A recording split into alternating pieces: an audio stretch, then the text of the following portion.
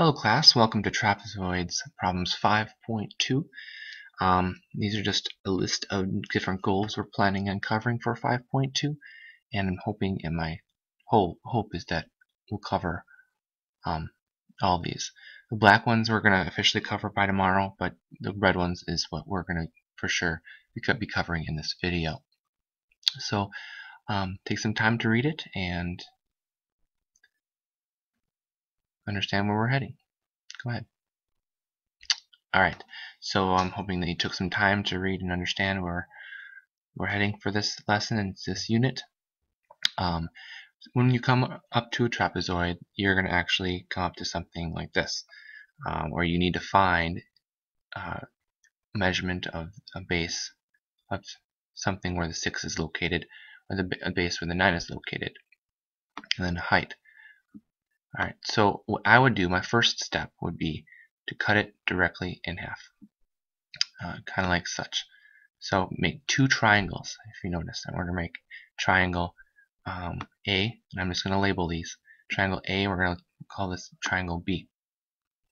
Alright, so just so that we can kind of see what we're going to be talking about, I'm just going to kind of circle or outline the triangle A so that we can talk about that uniquely. So right now we're just going to ignore triangle B. So in essence, we're just finding a part of this trapezoid, not the full thing quite yet, but just a part.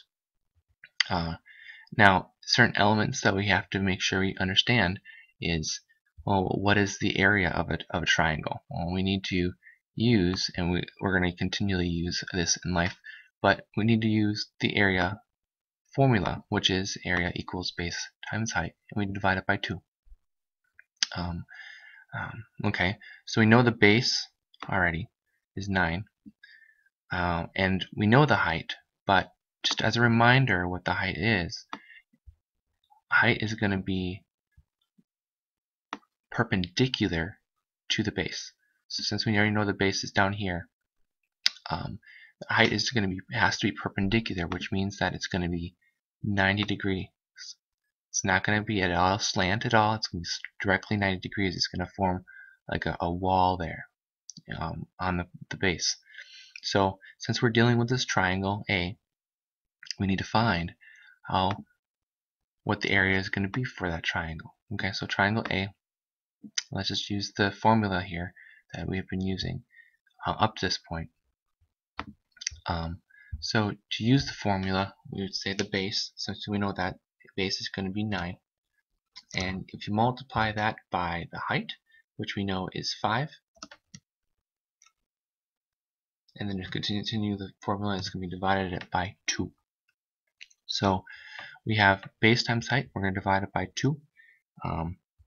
And just to use our handy dandy calculator here, let's see here, it's going to come down to where 9 times 5, we know that's 45, and then we divide it by 2, so it's 45. You divide it by 2, and you are able to use calculators this unit. So, yep, alright, it's 22.5. Alright, so that equals 22.5 square centimeters. Alright, very good. So we just found the area of just half of, or a part of your trapezoid. It's not going to be exactly half, but it's a part of it. Alright, let's find the other part. Triangle B. Now, once again, we need to find the two elements, base and height, before we can actually find that area. Well, just so that we can outline it here. This is the area, or this is the triangle we're dealing with here.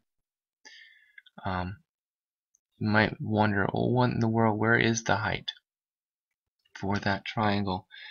We have actually this triangle, or this height here, that is given for this triangle A is the same height that gives for triangle B. See, it's perpendicular to that base too. That is the height for that triangle. It's going to be, if you can tell, it's from the point of this top of this triangle, and it's going to come perpendicular to triangle B. So that is our height also for both triangle A and triangle B. So as such, using the formula again, and since we know that the base, this guy, is going to be 6. We found that, and we found the height, which is 5, which is the same as the triangle for triangle A. Is that a coincidence? Well, I'm hoping that we can figure that out through the course of this lesson. But so triangle B's base is 6, and we multiply that by 5 because that is the height, and you divide it by 2. Okay. So now if we pull out our handy dandy calculator again, I'm covering that a little bit. There you are. We have 6 times 5, which we know is 30. I'll just show you what that is. And then it's going to equal to 30. And divide it by 2. We use our formula. So 6 times 5, when we divide by 2, it's going to come down to 15. Alright, so it's going to equal to 15 square centimeters. Okay. Alright. So far we have both triangle A and we have triangle B.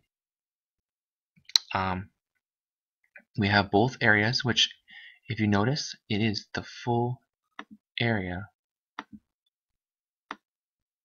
of that triangle then.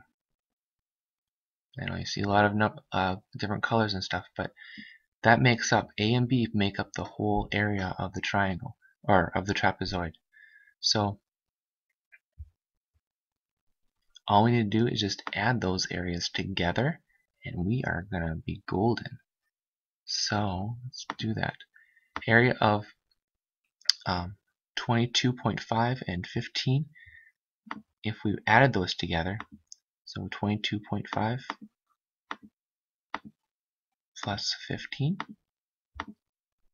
we're going to come down to 37.5. And that is our answer, 37.5. Square centimeters.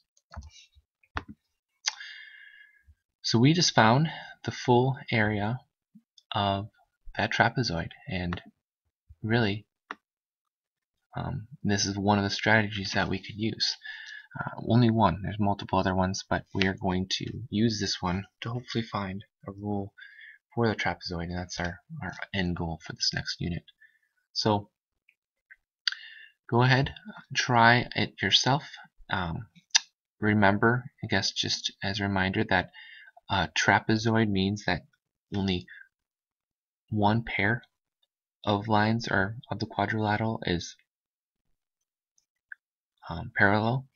So we see that this one's parallel with this one, so it is a trapezoid.